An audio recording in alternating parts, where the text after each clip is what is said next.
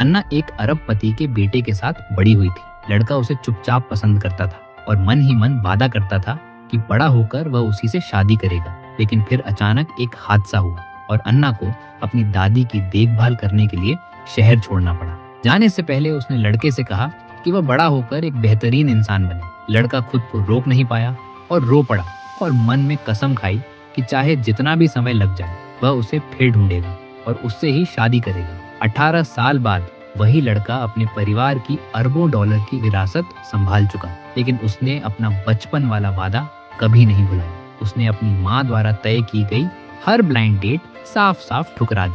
आखिरकार वह अन्ना के होम टाउन पहुंचा। वह उसके घर के बाहर खड़ा था, दरवाजा खटखटाना चाहता था लेकिन हिम्मत नहीं जुटा पाया।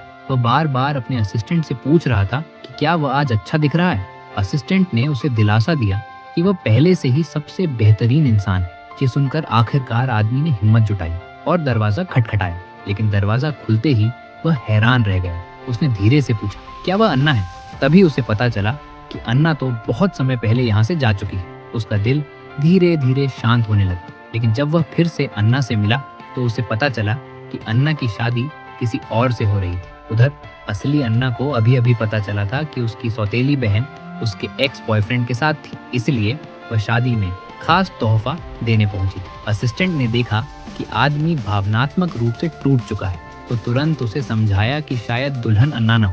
एक पल के लिए आदमी को फिर उम्मीद मिली, लेकिन जैसे ही उसने किसी को अन्ना कहकर पुकारते सुना उसका दिल पूरी तरह टूट गया। उसे एहसास ही नहीं हुआ कि यह नाम सफेद ड्रेस पहने पास से गुजर रही दूसरी लड़की के लिए पुकारा गया। दिल टूटने के बावजूद आदमी ने दुल्हन को शादी का तोहफा दिया और उसके पति को प्रमोशन और सैलरी बढ़ाने का ऑफर भी कर दिया। जैसे ही दुल्हन ने तोहफा देने वाले का नाम सुना, अन्ना को आखिरकार एहसास हुआ कि जिससे वह थोड़ी देर पहले मिली थी वह वही लड़का था जिसके साथ वह बचपन से बड़ी हुई थी। अन्ना उसी पल उसे पहचानने के लिए आगे बढ़ी, लेकिन आदमी दुख में डूबा हुआ सीधे कार में बैठ गया और अन्ना जो उसे पीछे से पुकार रही थी उसने सुना ही नहीं।